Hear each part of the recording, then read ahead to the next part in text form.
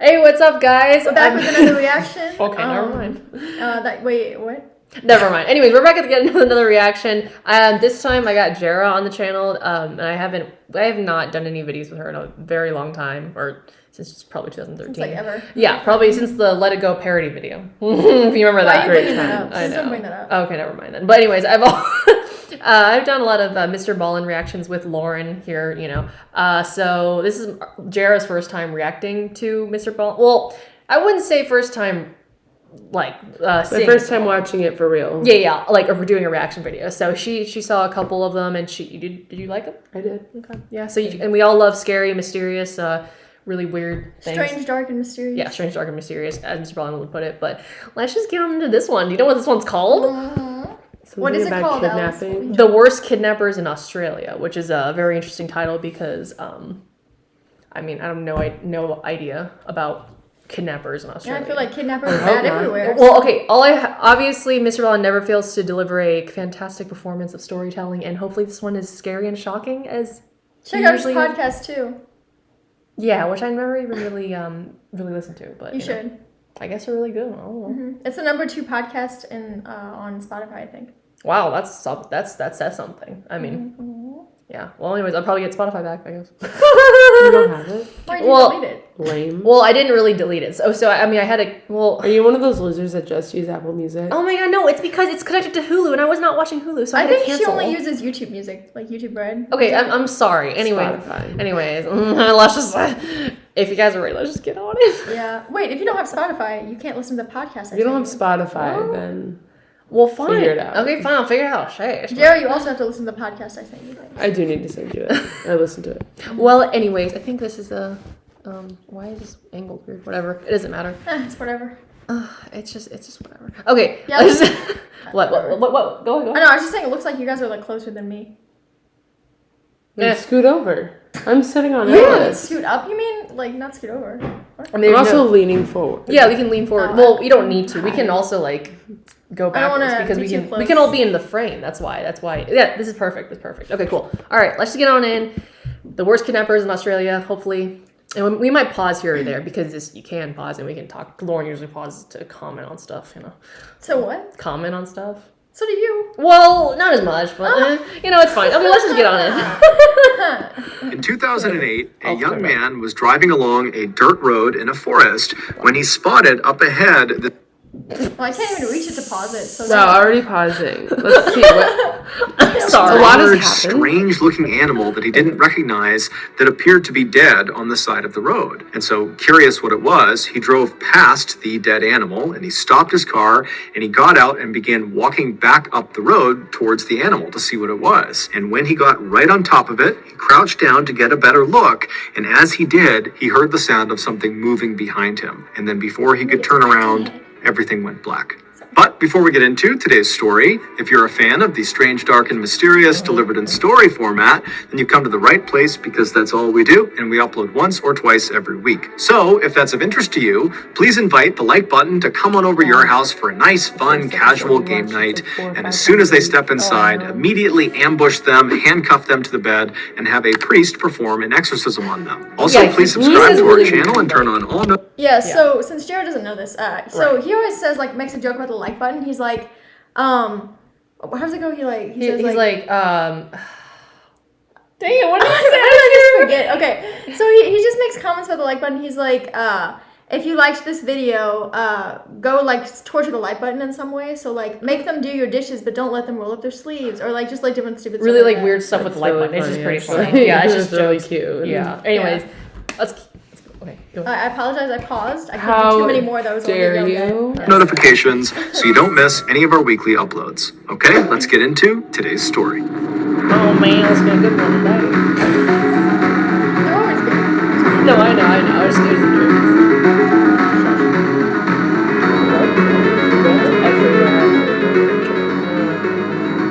a parental advisory. Sexual content. He's never In 2008, 22-year-old Julian Buchwald was living in a small rural town in southern Australia called Budgeree. He lived there with his parents, who owned a small house on a massive 1,200-acre plot of land, which for reference is about 2 square miles. However, this land was made up mostly of thick brush and forested areas, so for the most part, they just stayed close to their actual house.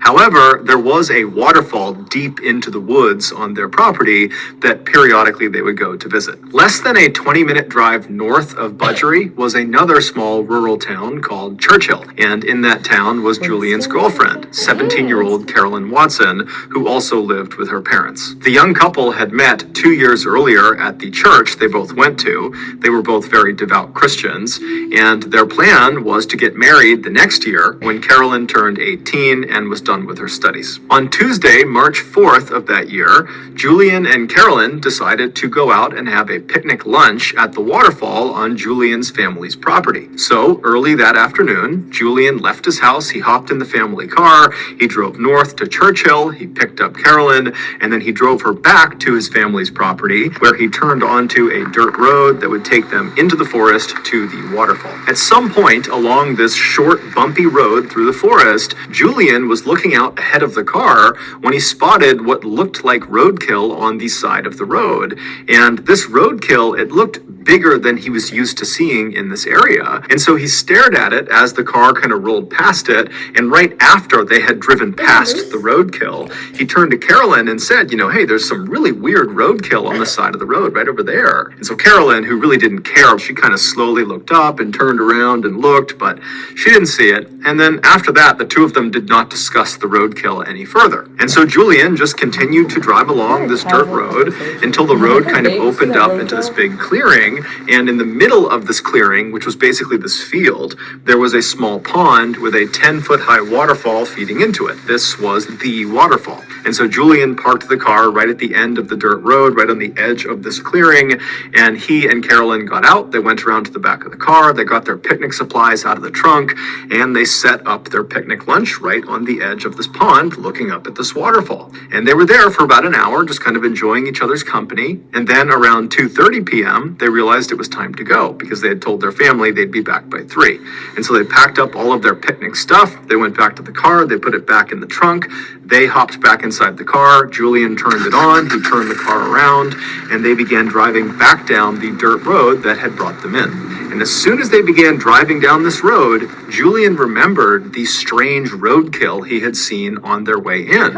And he decided that he wanted to stop and get out and actually go up to it. And so as they're driving along, he looks over at Carolyn and says, hey, do you mind if I stop the car when I see the roadkill so I can go look at it? Carolyn looked at him and she's like, okay, but remember, we have to be back by 3 p.m. That's what we told our families, so please be quick. And so Julian said, no problem. And so he continued driving along, scanning for this roadkill. But after driving for several minutes, he had not found the roadkill yet. And he started to become worried that he had just driven past it without realizing it. And so he stopped the car. They're pretty close to the end of this dirt road. They're almost back to Julian's property. But he stops the car right in the middle of this dirt road. And he turns to Carolyn and says, hey, I think I drove past it. Do you mind if I just hop out and run back? And so Carolyn was totally annoyed that this roadkill viewing was really becoming quite involved. But she says, okay, go. But again, you got to be quick because, it's almost 3 p.m. And so Julian... Imagine they show up late to get back home and they're just like, yeah, sorry, we were looking at some roadkill, got you should distracted. have seen the sides of that deer we just passed. Like, gosh. It's just eyeballs, we're just hanging out, gooey. All right, a little bit too much. Okay. Next. Kind of grinned at her. He put the car in park and he hopped out, he turned, and he began jogging back down the road in the direction of the waterfall. And after jogging for maybe 30 seconds or so, the road had turned to the right. And so from where he was on the road, if he turned around, he would not have been able to see his car or Carolyn. He was kind of deep in the thick of this forest. But he knew, this road is not very long, and so I'm sure the roadkill has got to be up here somewhere. And so he decided he would just continue running along back along this road for maybe 1 or 2 more minutes, and if he didn't find the roadkill by then, he'd just have to give up, turn around, and head back to the car. And so he began jogging, continuing towards the waterfall on this dirt road, and sure enough, after about a minute, he spots off to the side the roadkill. And so he runs up to it, and right away he sees it's this huge animal that's right on the side of the road. There was a branch from a tree that had kind of obscured the carcass a little bit, and he figured that's why on the return trip he hadn't seen it, because this branch was kind of blocking it from view. And so standing over it, still not even sure what it is, he reached down and he moved the branch, the tree branch, out of the way to get a better look at this big dead animal. And right as he did that, everything went black. Okay. It's because see, here's the thing with these ads, they always come at the best part. What's the difference between a child that gets into a top tier school versus a lower tier school? Trust me. Run to the bathroom at this time and hope you don't miss it.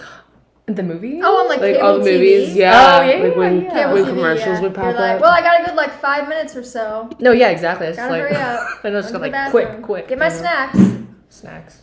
Yes, snacks. Ooh. Yeah, no. Ooh. No, never mind. Those hot Cheetos. No. I'm okay. Anyways. A few minutes later, Carolyn, who was still sitting in the car waiting for her boyfriend to come back, looked at her watch and realized it was getting really close to 3 p.m. and still Julian was not back yet.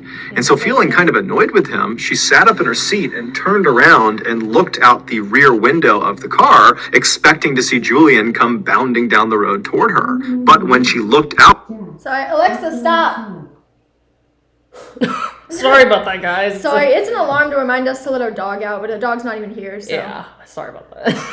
Out the back window, all she saw was this dirt road that kind of bent off to the right out of view and thick trees everywhere. Her boyfriend is nowhere to be seen. Annoyed, she turned back around and sat facing forward again, but began periodically looking in the side view mirror, expecting Julian to pop up at any moment. But after several more minutes went by and still Julian had not come back yet, her annoyance turned into concern. Was Julian actually okay? And so she decided, it's almost 3 p.m. now. We got to get back. I need to get out and actually go investigate and see what's going on with Julian and this roadkill. And so she opened her car door. She stepped outside. She stood up. She turned and she looked down the road in the direction it turned to the right towards the waterfall, and she froze because there was something standing right in the middle of the road that her brain simply couldn't process. She wanted to turn and run. She wanted to scream for help, but she couldn't. She was just frozen with fear, staring at this thing in the middle of the road. And then seconds later, this thing that she saw in the road began moving toward her. Around 3:30 p.m. that day, Julian's mother, who was at the house, realized her son had still not come back from his picnic. And this was very unlike him. He was extremely punctual. And so she stepped out onto the front porch to wait for him. But after waiting on the front porch for 30 minutes and him not showing up again, she got really concerned. And so she left the porch and went down onto their driveway, and their driveway extended right up to the main road that ran along the front of the house. And when she reached the top of her driveway, she just turned and watched down the main road, waiting for her son to come back. Because in order to get to the waterfall, you had to get on this main road and then turn onto that dirt road that was a little ways down this main road. And so she's just standing there looking down the road, waiting for her son, but he's still not coming out of that dirt road. And as she's looking in this direction, she happens to glance along the chain link fence that ran along the front of her property.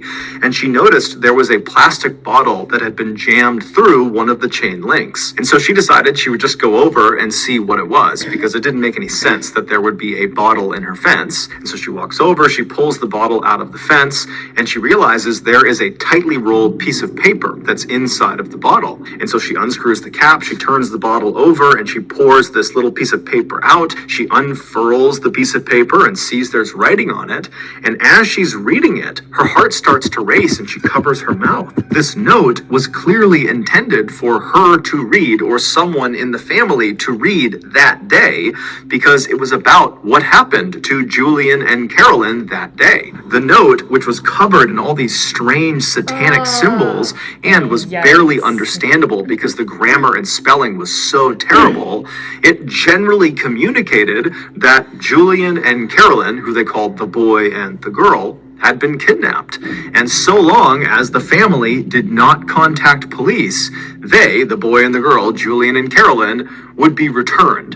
It didn't really specify what they were going to do to them, and there was no ransom. It basically just said, you better not tell police or else. Well, Julian's mother was terrified. She had no idea what to do, and despite this threat of some sort of harm to her children, to her family, if she went to police, she still called the police. And so the police, they came out to her property, they inspected the note, and right away, they noticed at the bottom of the note, it was signed with the initials ONA.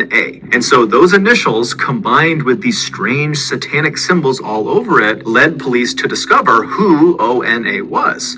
ONA was a cult. It was the Order of Nine Angles, and they are a self-professed satanic cult that operates primarily in Europe, but also has chapters in the United States, in Canada, in Russia, and also in Australia. This cult believes that Christians are the enemy of the world, and they need to be destroyed in order to institute a militaristic New World Order they called the Imperium. And if that wasn't frightening enough, this cult openly advocates for and apparently practices human sacrifice. They have come out and said the people they kill in these sacrifices are people they consider lesser thans, basically the bad people of society. And if you are an ONA cult member, then who better to sacrifice than Julian and Carolyn, two devout Christians, and so two clear enemies of the ONA. Now, at first, when the police saw this note and kind of put this together, they're thinking this has got to be a prank. I mean, Carolyn and Julian have only been gone for a couple of hours at this point, and all we have is this note in a bottle stuck into the fence. This does not seem like some huge conspiracy of a cult coming in here and snatching these kids to commit some human sacrifice. But when Carolyn's parents found out about this note and how they were still missing, they would tell the police, 10 days ago, we received a letter in the mail that had strange satanic symbols all over it, and it really didn't make any sense. It basically was threatening them not to go to police, but 10 days ago, they had no reason to go to police, and so they just didn't really understand why they received this message or who had sent it, and so they had just kind of dismissed it and not told anyone. But now, with these two notes looking nearly identical, it seemed fairly obvious that whether it was the ONA or some other person or group, whoever was behind the kidnapping of Julian and Carolyn had clearly been watching both of their properties prior to the attack, which meant this was likely a more sophisticated kidnapping than it seemed. So that evening, the police launched this huge air and land search all over Julian's family's property, but despite looking everywhere, they found no sign of... Why would the police, knowing that they're being watched like a hawk, send a helicopter over? I get it, but how would that not tell the cult that, oh wow, they told somebody, now there's a helicopter coming over us? No, I know. Very, very obvious. Very discreet. I mean, maybe they don't know who the helicopter's for. I mean, I guess it's over 1,200 acre property. Okay. of the young couple. There was just nothing. And over the next few days, when still there was just no sign of Julian or Carolyn, and there was no more word coming in from ONA, there were no more bottles stuck in fences or stuck in mailboxes, the police began to prepare for the worst. Then something totally unexpected happened. Unexpected happened. Boom. Hey, do you ever walk into a room and completely forget why you're there? Yeah, I always do, yeah. Do you ever feel like... On March 11th, so 7 days after Carolyn and Julian went missing, a farmer was driving along this winding back road up in the mountains right near Alpine National Park. Alpine National Park is this very rugged, mountainous place that's about 250 miles to the north of Budgery. And so as this guy is driving along this road, which is very heavily forested on either side, he sees up ahead this young man and young woman who are barely wearing any clothes come stumbling out of the forest and kind of plop down on the side of the road. And so concerned they're hurt or they're lost or something, the farmer rolled right up next to them and he rolled his window down and asked, hey, are you guys okay? And they got up and they kind of stumbled their way over to the car and they introduced themselves as Carolyn and Julian and they pleaded for his help. And so the farmer helped them into his car and he drove them to the hospital. It wasn't long before the police in Budgery learned that Carolyn and Julian had been found and they were alive. And so very quickly they rushed up to that hospital near the national park. And when they got there, they spoke to doctors who would say, Carolyn and Julian are very traumatized. They're horribly sunburned. They're covered in bug bites. They got cuts and bruises all over them, but they're okay. They're going to survive. And so the police went into Julian and Carolyn's room. And at first, they just talked to them for a couple of minutes to really see that they were okay. And after feeling pretty confident that they were, they said, look, I don't mean to just jump right into the trauma you've just experienced, but we really need any information you can give us about what just happened. Who did this to you? Who brought you out here?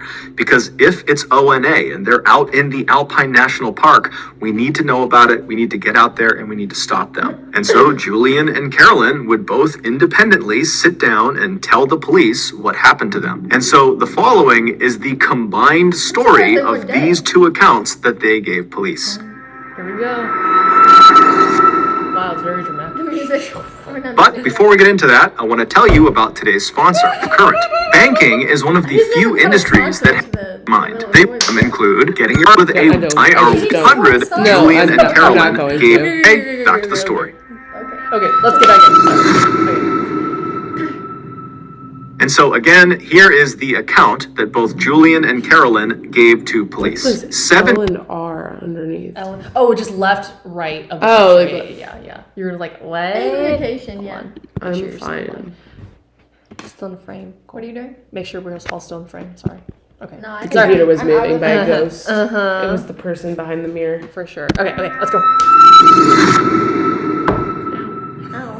And so again, here is the account that both Julian and Carolyn gave to police. 7 days earlier, when Julian had gotten out of the car and ran back down the road to that dead animal on the side of the road, and he had reached down to kind of get that branch out of the way to get a better look at this thing, he heard sudden movement behind him, and as he turned, he didn't have a chance to see what was behind him, but he felt something hard smash him in the back of the head, and it knocked him unconscious. When he woke up, he knew right away that a significant amount of time had passed, that he had been unconscious for what must have been several hours, because now it was dark out, and when he was struck, it was broad daylight, and he looked around him and he had no idea where he was. He was in the middle of this forest, he had no clothes on, his wrists and his ankles were tied together, and he moved around and he realized he had been tied to a tree that was right behind him. And so he's got no idea what's going on, he has no idea where he is, he's looking around, he doesn't see anyone, and then amazingly, when he looks down, right next to him, underneath some leaves, is a knife. And so he's thinking, how in the world is there a knife right next to me? This almost seems like it was placed to be here for me. But either way, he reaches down with his hands, he picks this knife up, and he's able to cut the restraints off of his ankles, and then he's able to cut the restraints off of his waist, and then he stands up and he's able to kind of cut off the ones on his wrist, and then he's free. And so he takes this knife and he has no idea where he's going, but he needs to get away. He doesn't know if whoever brought him here is going to come back. And so he just picks a direction and he starts running. Shortly after Julian had been struck in the back of the head after looking at that dead animal carcass, Carolyn was still sitting in the car and she was starting to get annoyed and kind of worried about Julian. And so she gets out of the car, she stands up, she turns, and she looks down the dirt road where it kind of bends off to the right. And standing in the road, maybe 10 feet away from her, is this man wearing all black. He's got a black balaclava over his face, and he's looking right at her. And so she's so scared, she just frozen to the spot. And then this guy charges her, he tackles her to the ground, and then once she's on the ground, he rips all her clothes off, and then he binds her wrists, her ankles, he ties them together so she's hogtied, and then he puts a blindfold around her eyes. And so she's lying on the road, she can't move, she can't see anything, and she hears her attacker run off down the road. And then a couple of minutes later, she hears a car approaching, and it stops right near her, and then she hears the sound of a car door opening, someone walking up to her, and then they pick her up and they put her in the trunk of this car, they shut the trunk, and then the car kicks into gear and it starts driving away. And so for hours and hours, she lay in the trunk in this horrible position where the circulation to her wrists and to her ankles were cut off, and so she's getting shooting pain in her limbs, and it's totally uncomfortable. And then after several several hours, the car eventually turns onto some really bumpy road, and then it comes to a stop. And then she hears the sound of the driver open the door. They walk around to the back of the car, the trunk pops open, and then this person pulls the blindfold off of her eyes. And she sees, even though her eyes are taking a second to adjust, that it's the man with the balaclava on, and he picks her up and he throws her on the ground. And then after he shuts the trunk, he walks over to Carolyn and he grabs her by the wrists and he begins dragging her into the woods. And so as she's being dragged, Carolyn is thinking, I'm about to be killed somewhere in the middle of the woods. There's nothing I can do. I can't go anywhere. I can't do anything. And after several minutes of being dragged, she gets dropped. And then this man with the balaclava, he walks back to the car and he gets a shovel. And when he walks over to her, he makes a special point of showing her the shovel. And then he rolls her onto her side so she's positioned in such a way that she can see what he's doing. And then right in front of her, he takes that shovel and he begins digging a hole in the ground. And so Carolyn's watching him and she's thinking, he's digging my grave. And so for several hours, Carolyn just laid there wondering what was going to happen to her as this guy dug this hole deeper and deeper into the ground. And then finally, when the hole was apparently deep enough, the guy got out of the hole, he dumped the shovel, he walked over to her, he picked her up, and he threw her into the hole. And so Carolyn at this point is literally anticipating death at any moment. She doesn't know how he's going to kill her, but she thinks it's going to happen any minute. And so she wriggles herself onto her knees and does the only thing she can think to do, which is just to pray. And so as she's sitting there kneeling and praying, she hears the sound of her attacker walking off. Now, the hole was deep enough that she actually could not see where he was going, but she could clearly tell he was walking away. It was almost like her prayer had been answered, that this guy was going to leave her alone. But even with this guy potentially gone, she was still in a perilous situation because she's stuck in this hole. She can't go anywhere. She's still tied up, and the temperatures are dropping rapidly, and she's got no clothes on. After Julian had managed to free himself from his restraints with that knife that he found, and after he had turned and just started running in a general direction, he had begun yelling out for help. He knew that by yelling out, he very likely could be alerting the person who had brought him here. But he's thinking, it's freezing, I don't have clothes on, I have to get help right now. And maybe Carolyn is out there. And so he's just kind of yelling out for help. And at some point, a voice yells back to him, and it's a voice he knows very well. It's Carolyn. And so in the darkness, he's kind of fumbling through all the trees, and he's listening for Carolyn's voice. And finally, he reaches her, and he finds her in this hole, hogtied, screaming out for him. And so there's this moment where he kind of explains what happened to him, and she's trying to explain what happened to her, but they're just so scared that this attacker is going to come back that Julian just hops into the hole, he cuts her restraints, and then Julian helps Carolyn out of the hole. And at this point, Carolyn can barely walk because the circulation had been cut off for the most part to her legs for the better part of 6, 7, 8 hours at this point. But still, they're desperate to get out of here. So Julian's kind of holding Carolyn up, and they begin to walk away from this hole site. And as they're leaving, they begin scanning around the area in case, this attacker has left something else on the ground, because Julian had said, I found a knife near where I was being held. And sure enough, as they're leaving, not far from the hole, they spot lying up against a tree a sleeping bag, and rolled up inside of the sleeping bag was some food and some water. And so Julian and Carolyn, they can't understand how in the world this has happened. Both the horrible luck of being kidnapped and brought out here, and the unbelievable luck of finding life-saving supplies just laying nearby. But either way, they grab the sleeping bag, they grab... That was so scary. That was the ice machine. Oh my god, I almost pissed myself. If you guys didn't hear it, it was like a kind of noise. The sound of really Satan coming out from the shadows. This always happens when we're watching scary stuff. Every time. I don't have time for all that. Just makes you set off. It's like that one with that one we just watched earlier where you're alone in your house and you hear a sound. Oh god, that. Yeah, no, I don't do that shit. I just burn the house down and move. Burn the house down. Yeah, but the weird part about this part is that it seems too good to be true because no one's around and there happens to be a bag of food and stuff. They're doing it on purpose. Yeah, it's a What's the ultimate motive? Maybe it's because they felt bad and they were like, you know what, Satan can be nice sometimes. Maybe, That's what they're trying to They prove. want to recruit them. They want to make them Satanists. What? It's like initiation. Yeah. It's like most sororities. Y'all are weird. That is a lot of like what sororities do. Like, you know, for like initiation, Drink where the they'll blood of bag the their sisters? heads and like bring. Yeah, very crazy. I used to joke about my sorority that we used to have the bring in your own head of the goat. Head of the... Oh, okay. You don't actually have to bring a head of a goat. That's Wait, very what was that? scary. What was that TikTok video? It was like, "We're so glad you're here. It's been a long summer," and they did this like chant, and like they were like all the clapping chants are in creepy. unison, Yeah, and like completely like no one was off even a little bit. Like In they were our completely recruitment unison. training, we literally had a day dedicated to cheers.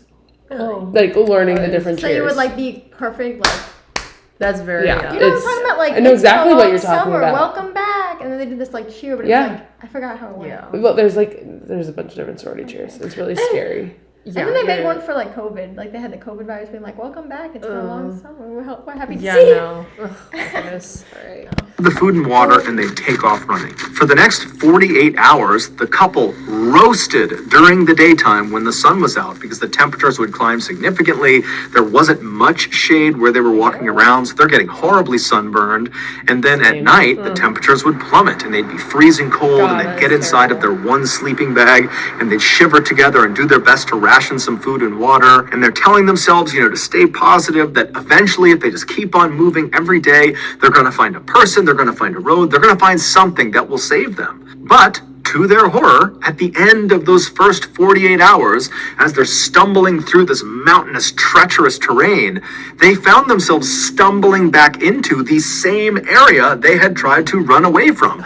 There was the hole in the ground where Carolyn had been thrown inside of. They had accidentally, over the past 2 days, walked in a big circle. Now, luckily, when they arrived back at this site, there was no one there. The attacker was long gone, and it would turn out this accident likely saved their lives, because as they looked at this site, they saw propped up against a tree was a backpack. And so they ran over to the backpack, they opened it up, and there was food, water, some clothing, and a map of the area. Now, again, the couple is totally dumbfounded why they are just happening to find these life-saving supplies right when they need them. Don't take it, it's But at the same time, they're thinking, okay, well, if these supplies are sitting here, then certainly the person who has left them here, their attacker, they're going to be back soon. And so they just grabbed the backpack with everything inside of it and they took off running. And for the next 5 days, they used that map as best as they could, and they eventually stumbled their way through the terrain, roasting during the daytime and freezing at night. And eventually they reached that road where they stumbled out, They gotta have and the wicked farmer sunburn. driving along the Oh, back yeah, road, I guess so. he spotted them and he brought them to the hospital. After hearing this story, the police very quickly organized a massive search around the area of Alpine National Park where the farmer picked up Julian and Carolyn, because they're thinking, okay, it's got to be right around here that we'll find the man in the balaclava that might lead us to the ONA, or maybe he's not connected to the ONA, but whoever he is, we need to find this guy. And so the police, they go out, they do this huge search. They don't find the man with the balaclava. They don't find any sign of the ONA, but they do find that area where that hole had been dug that Carolyn had been thrown in. And when they searched that area, they found the shovel, they found some rope, and they found some duct tape. And when they brought that in to be examined, they couldn't believe what they discovered. All of those items belonged to Julian, which meant either the kidnapper had taken all of these supplies from Julian right before going out and perpetrating this kidnapping, or, much more likely, Julian had supplied these things to the kidnapper and so was involved in some way in this kidnapping. And so the police went to Julian and confronted him with this information and said, "You're not telling us everything because these are your items." And at first, Julian would completely deny any accusations that he had anything to do with this. But after some very serious police pressure was put on him, he cracked. The following is the real story of what happened. You're about Back on March 4th, so the day that Julian and Carolyn went missing, Julian, after picking Carolyn up, they made it onto that dirt road that led into the forest towards the waterfall, and as they're driving along, Julian claimed to have seen some roadkill, some very strange roadkill on the side of the road. And so when Carolyn kind of turned around to look and didn't see it, Julian made it seem like, oh, well, we drove past it, that's why you didn't see it. But in reality, there was never any roadkill. That was completely made up. There was no roadkill. All Julian was doing was creating something that would allow him to then get out of the car at the end of their trip. And so they drive the rest of the way into the waterfall. They have their picnic. They turn around, they head back. And then again, Julian says, hey, Carolyn, do you mind if I, get out to look at the roadkill? And so she says yes. And then he asks. Wait, I'm confused because why would he agree or why would she agree to let him go look at it if she never saw it? Maybe she just didn't. She trusted him. Yeah, maybe she was like, "Oh, you guys saw the roadkill." It's just weird because he's like, "Look at that amazing roadkill," and he said it multiple times, and she never saw it once. Isn't that kind of sketchy? I guess. But I guess you wouldn't suspect it if you were with that person. She's just really oblivious. I guess. The guy, but I'd still be like, why am I not seeing it? Oh, maybe. Is it baklava? It's like a baklava. Isn't that a Greek dessert? Baklava? Yeah, baklava. I don't know what he said. It said like baklava or whatever it's called. Or is it Greek? Is it a Greek dessert? Yeah, it is. Yeah, I guess. It's a pastry. Oh my god. Anyways, yeah. Wait, all right, and you know what happened? Okay, yeah, me too. It's like, we must have driven past it, so I need to get out and run back if I want to go see it. So Carolyn, she's not thinking it's totally strange. She says, okay. And so he hops out and he runs his way. He goes around that curve in the road, out of sight. There's no roadkill. Instead, he makes his way to a tree where days earlier he had stashed his all-black outfit, his black balaclava, and his knife, his shovel, his rope, his duct tape. It was all stashed in this spot that was going to be out of view of where Carolyn was. And so after getting all dressed up, he turned and began walking back towards Carolyn and his car. And when he turned the corner, he saw Carolyn was already standing outside of the car. And so he charged her, he tackled her to the ground, he ripped her clothes off, he hog-tied her, he threw her in his car, and then he got all of his supplies, he threw those in the car too, and he began driving away. And for 6 hours, he drove north all the way up to Alpine National Park, and then when he got there, he found a road that would kind of go off the trail a ways into the forest, at which point he opened the trunk, he pulled Carolyn out, he threw her on the ground, he dragged Carolyn into the woods, and then with her blindfold off, he made sure to show her the shovel, and he began digging that hole to give her the impression that he was going to kill her and bury her. He really wanted her to be totally terrified. And then after he had dug this hole, he dumped her into the hole. And then when she couldn't see what he was doing because she's deep inside of this hole and she's all tied up, he ran away. And when he was far enough out of view, he took off all of his clothes and kind of stashed it near a tree. And then completely naked, besides his knife, which would be his alibi for how he had gotten free, he began moving back towards the site where he knew Carolyn was in this hole. And then after waiting a little bit, he began yelling out for help.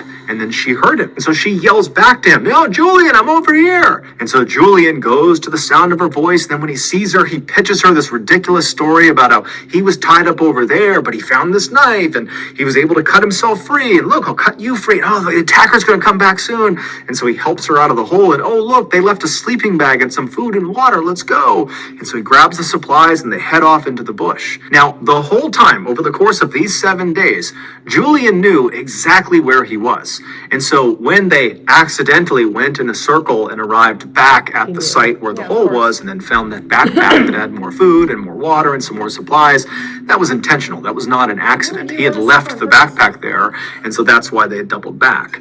And then 5 days later, after scampering through the wilderness, they magically found the road. But again, Julian knew where the road was. He had intentionally stayed out for the days that they were out there. And so after Julian tells the police all this, they say to him, was Carolyn in on this? I mean, did she know this was going on? And he said no. The whole time she believed they were getting stalked by their attacker. And if they ever caught up to them, they would be killed. And so the police are like, okay, well, why did you do this? Julian would say, he and Carolyn were both very committed to their faith, and they both believed in not having sex before marriage. But over time, Julian had gotten to the point where he just couldn't wait any longer to have sex with Carolyn, and they weren't scheduled to get married for another year. And he just did not think he could wait a full year before they could finally have intercourse. And so he had staged this entire kidnapping in order to hopefully coerce Carolyn into having sex with him. And so while he and Carolyn were out on the run in Alpine National Park for those 7 days and nights, they were not wearing any clothes or barely wearing any clothes. And at night, they only had that one sleeping bag that Julian had intentionally staged in advance. He knew they would have that one sleeping bag. Disgusting. And so they would climb into that bag at night because it's freezing cold out. And as they're laying there right on top of each other, he would say to Carolyn, "We need to have sex in order sugar to produce enough heat that we don't freeze to death out here. Oh, But okay. Carolyn, despite the circumstances, every time said no. And so after 7 days of trying to convince Carolyn that they had to have sex, it was a matter of life or death, and that if they just said their vows, that under the eyes of God, they would be considered married and sex would be okay at that point, despite all of his best efforts, every single time, Carolyn just continued to say no, no, no. And so at the end of those 7 days, Julian finally just gave up. And so that's when they magically made their way out to the road and were rescued. Julian would also tell police that he was the one who wrote those notes prior to the kidnapping in hopes that they would believe the Order of the Nine Angles was behind all of this and he wouldn't get in trouble. Prior to his trial for kidnapping, Julian was out on bail and he decided he would just try to flee Australia.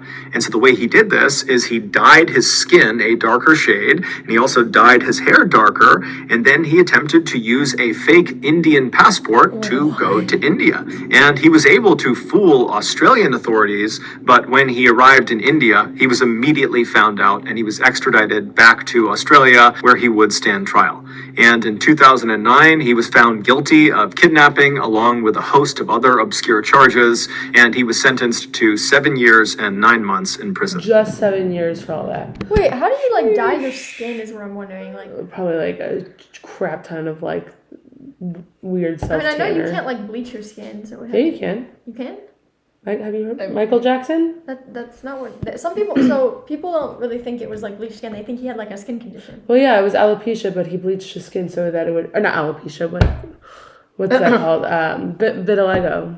And so he bleached his skin so that would match more of the white. Skin, though? That wouldn't that hurt your skin more than actually? I don't know. Yeah, there's just some way to do it. Why do a lot of people do things? Yeah, again, like. Okay.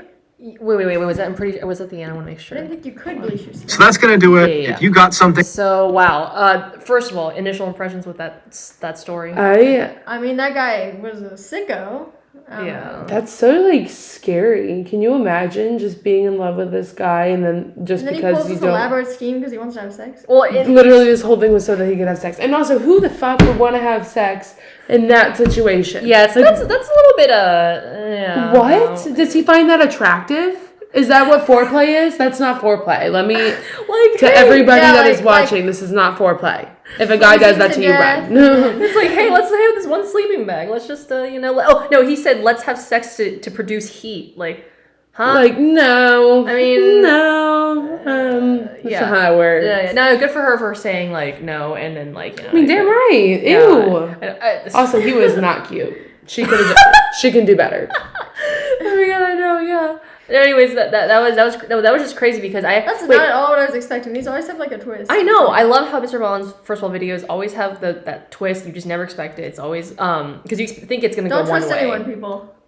Well, yeah, you're right. I don't trust you. Yeah, you think it's gonna go one way and then all of a sudden just changes. But I don't even know if I trust you guys. Yeah, I'm pretty scary. Yeah, I know. You guys are really scary. She's pretty scary. Wait, I mean, she is. I pointed out. Wait, so quick question then. Do you think so then he just made the whole ONA thing up, that cult? He just made the whole thing up? No, I think that they were a real cult. Oh, they weren't a real cult? They are, but like, the police didn't make it up, but the police assumed that it was that because of like the because similar... of the letter. There was a letter and he like pretended to be part of the cult or something. Yeah, because like that's what it was. Well, so they're a real cult. It was just, but they didn't do this. It was just his elaborate scheme. The guy so he put all this effort him. just to literally have sex. He's that desperate. He could have just asked her. He could have been like, hey, like... You could have gone literally anywhere else.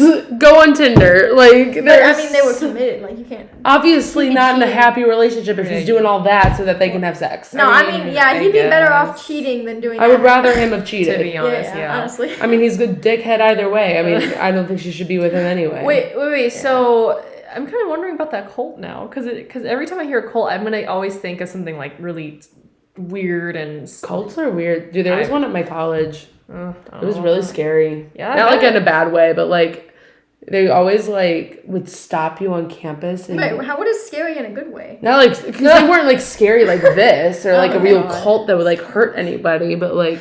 You know, like the cult that would just like, your opinion's never right. And they have to sit and talk to you and convince you. And like, you need to come to our meetings. Exactly. You need to come to our meetings. You have to. You have to come on. No, or it's like those like creepy religious people at school, colleges that just like basically prey on. Oh yeah, I love telling them I'm Jewish students. because I always think I'm going to hell, and I'm like, I know, I'm driving the bus there. So. You'll be like, you're wearing shorts, you're going to hell. Oops. Yeah, basically. Wow. Like, oh my God, it's 90 degrees out here. I didn't want to wear long pants. Anyways, yeah, that story was really crazy. Once again. Your dad? Sorry. What was that? No, that was Lauren's brother. That's my brother.